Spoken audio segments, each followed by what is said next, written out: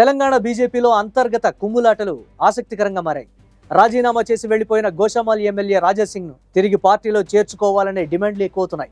రాజాసింగ్ కు నిజామాబాద్ ఎంపీ ధర్మపురి అరవింద్ పూర్తిగా మద్దతు పలికారు. రాజాసింగ్ పట్ల తనకు గౌరవం ఉందని, పార్టీ సిద్ధాంతాలకు కట్టుబడిన వ్యక్తి అని కామెంట్ చేశారు. అంతేకాదు, రాజాసింగ్ తనంతట తాను రాజీనామా చేసి వెళ్లిపోయారని, తిరిగి రావడం పెద్ద విషయం కాదని తేల్చేశారు. రాజాసింగ్ పార్టీలో రీఎంట్రీ ఇవ్వడం మిస్డ్ కాల్ దూరంలోనే ఉందన్నారు. అరవింద్ మాదిరిగానే బీజేపీ ఎమ్మెల్యే పైడి రాకేష్ రెడ్డి కూడా రాజాసింగ్ తిరిగి పార్టీలోకి రావాలని గతంలోనే ఆకాంక్షించారు. కొండా విశ్వేశ్వరరెడ్డి ఇంట్లో సమావేశమైన 6 తెలంగాణ బీజేపీ ఎంపీలు కూడా తమ సంభాషణల్లో రాజాసింగ్ ను వదులుకోవడం పార్టీకి నష్టం చేస్తుందని అభిప్రాయపడ్డట్లుగా తెలుస్తోంది. బీజేపీలోని ఎక్కువ మంది నాయకులు రాజాసింగ్ మళ్లీ పార్టీలోకి రావాలని కోరుకుంటున్నారు.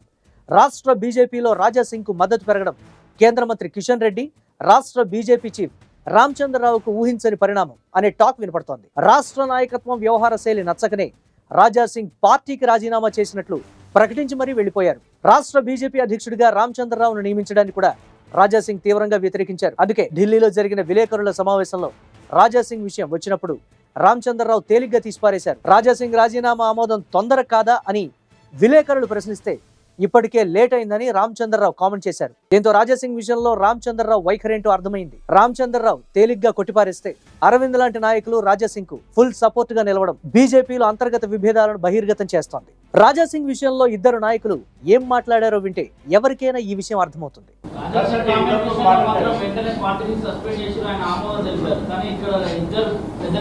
మీరు వెంటనే అంటున్నారు, చాలా మంది ఇంత లేట్ అయింది అంటున్నారు. రాజాబాయ్ ఎక్కడున్నా we respect him. He is an ideological man. More than a politician, he is an ideological man. Rajabhai suspend అయినా రిజైన్ చేసిండా? సరే, రాజాబాయ్ పేరు పక్కకు పెడదాము. ఎవరన్నా రిజైన్ చేసిండు అంతే కదా, సస్పెండ్ కాలే కదా. ఆయనకి కారణాలు ఏమున్నా ఆయన రిజైన్ చేసిండు. రేపు మిస్డ్ కాల్ ఇస్తాడు. మాకు మిస్డ్ కాల్ ఉంటుంది కదా మెంబర్షిప్కి, ఇస్తే ఏమవుతుంది అడుగుతున్నాను. మై క్వశ్చన్ ఏమవుతుంది? నేను రాజాసింగ్ గారు అంటలేను, బీజేపీ అంటలేను. పొలిటికల్ పార్టీ మెంబర్షిప్ తీసుకోవాలంటే మిస్డ్ కాల్ ఇవ్వాలి. రకరకాలు ఉన్నాయి, మిస్డ్ కాల్ కూడా ఉంది.